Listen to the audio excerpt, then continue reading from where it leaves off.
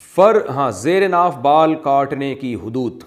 زیر ناف بال جو کاٹے جاتے ہیں یہ ناف سے شروع کرنے ہوتے ہیں یا تھوڑے نیچے سے شروع کرنے ہوتے ہیں؟ مدثر احمد کشمیر سے. ناف سے شروع کرنا ضروری نہیں ہے، جہاں گھنے بال شروع ہوتے ہیں نا، بہت زیادہ گھنے بال، وہاں سے کاٹنا لازم ہے. کیا زیر ناف بال نہ کاٹنے سے عبادت قبول نہیں ہوتی؟ اگر زیر ناف بال 40 دن سے زیادہ ہونے پر صاف نہیں کیا تو کیا کوئی فرض نماز قبول نہیں ہوگی؟ اور اگر اس حالت میں حج کیا جائے تو کیا حج بھی قبول نہیں ہوگا؟ نور خالق انڈیا سے. نماز بھی مکروہ ہو جاتی ہے، حج بھی مکروہ ہو جاتا ہے.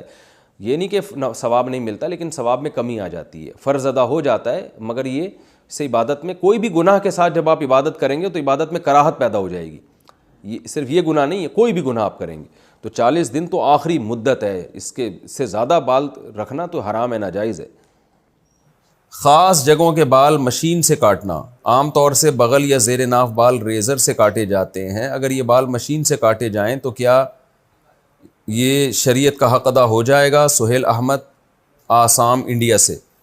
مقصد کاٹنا ہے، جس طرح سے چاہیں کاٹیں، جائز ہے ہر طرح سے، لیکن سنت کیا ہے کہ مرد جو ہے زیر ناف بال ریزر سے کاٹے، یہ سنت ہے. اور بغلوں کے بال نوچے یا کوئی ویکس وغیرہ کے ذریعے جڑ سے اکھاڑے، یعنی انگلیوں سے نوچ لیں یا ویکس وغیرہ کے ذریعے جو ہے نا کسی چیز کے ذریعے ایسے اکھاڑ دیں تاکہ جڑ سے نکلیں وہ.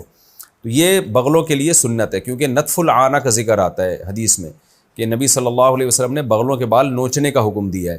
بہت آسان ہے، پہلی دفعہ میں تھوڑی تکلیف ہوتی ہے، باقی پھر تکلیف نہیں ہوتی. اور زیر ناف بال بلیڈ سے صاف کرنا مردوں کے لیے. اور خواتین کے لیے افضل یہ ہے کہ زیر ناف بال وہ کسی کریم وغیرہ سے صاف کر لیں اور بغلوں کے بال وہ نوچیں، یا جو ویکس وغیرہ کے ذریعے نہیں ایسے اکھاڑ دیے جاتے ہیں.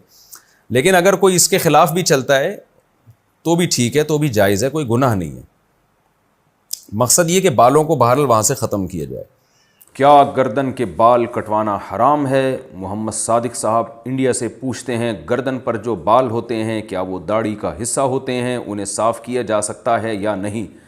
بھائی، گردن پر جو بال ہوتے ہیں وہ داڑھی کا حصہ نہیں ہوتے، کیونکہ داڑھی عربی میں داڑھی کو لحیہ کہتے ہیں. لحیہ جبڑا، تو نیچے جبڑے پہ جو بال ہوں گے نا وہ داڑھی کہلائیں گے عربی ڈکشنری، عربی لغت کے لحاظ سے. جو گردن پہ بال ہوتے ہیں وہ داڑھی کے نہیں ہوتے، ان کو کاٹنے میں کوئی حرج نہیں ہے.